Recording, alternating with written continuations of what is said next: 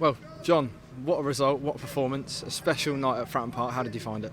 Yeah, exactly that. You've summed it up really well there. I found it to be a really special night at Fratton Park, and one of the things I think that summed up the night for me was when we went 1-0 down, and we'd come out after half time with a lot of the place had a lot of energy, and all of a sudden we found ourselves 1-0 down at home against one of the best sides in the league. And all I heard then from the Fratton end was and everywhere around the stadium was a huge reaction. It definitely lifted me. It clearly lifted the players. They didn't get their heads down. They got right back into the game, and exactly that, a really special night. And the more of those we can have here, the better. You made a slight tactical change late in the second half, bringing Dane Scarlett on. Just explain that one and how it changed the game. Yeah, so I mean, we wanted to keep the same shape because we felt that Bolton were dangerous enough with Morley as their six, dropping in and dictating play. And so the message to Dane was to make sure that defensively he stayed on Morley. But also he offers something different to what we had, and he can sort of break beyond and pick up a lot of the balls coming off Colby, because I thought Colby had a really good night up against one of the league's best centre halves, and it was really about that. It was getting Dane as an attacking threat, running beyond, and yeah, he made a real difference. So yeah, trying to keep the same shape. We didn't want to go gung-ho and go all out and go 4-4-2 and just go a bit too direct early on, and thankfully it paid off. Riley Towler, if he's going to get your first goal, you may as well get your second. How pleased were you with his performance, and how must he be feeling right now?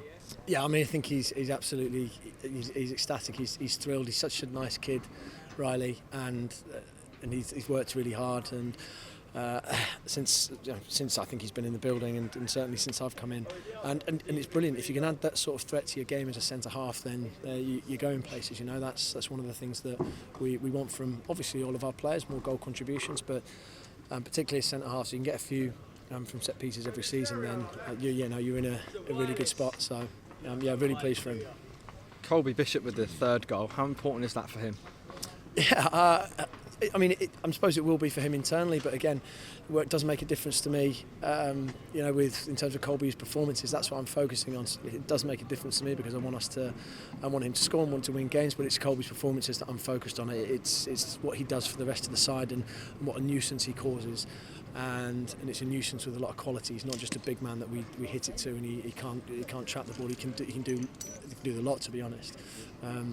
And so yeah, brilliant. Really pleased for Colby, because I know nothing's come from me, but I know there's been a bit of pressure building because of the chances he's had in the last couple of games. And yeah, to get that goal, hopefully that just lifts that monkey off his back, and he goes on to score many more. 3 set pieces, 3 goals. How pleasing is it to see the hard work on the training ground pay off? Really pleasing. I mean, from my point of view, the hard work comes from the performance that we put in for 90 minutes, to be honest, particularly the reaction from the goal.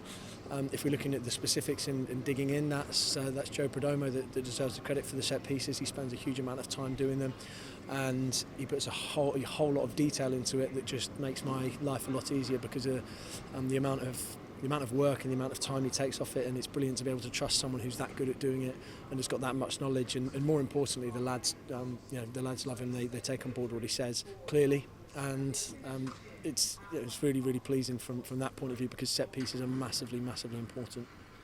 What's the mood like in the dressing room after that one?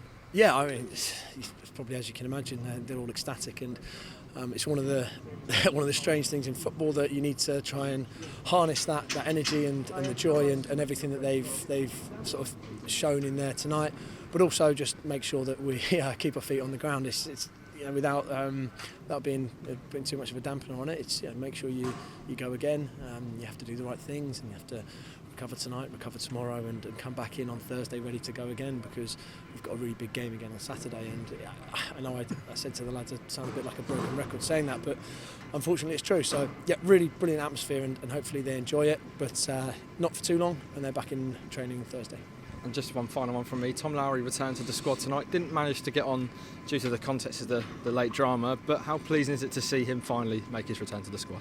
Yeah, brilliant. I know we've been managing Tom for a number of weeks now, and we've been hoping to get him back in the fold, and tonight seemed like the perfect night. We thought that if we needed something different, then Tom would be the one where we could bring him on, and he was very close to coming on and before we scored the goal.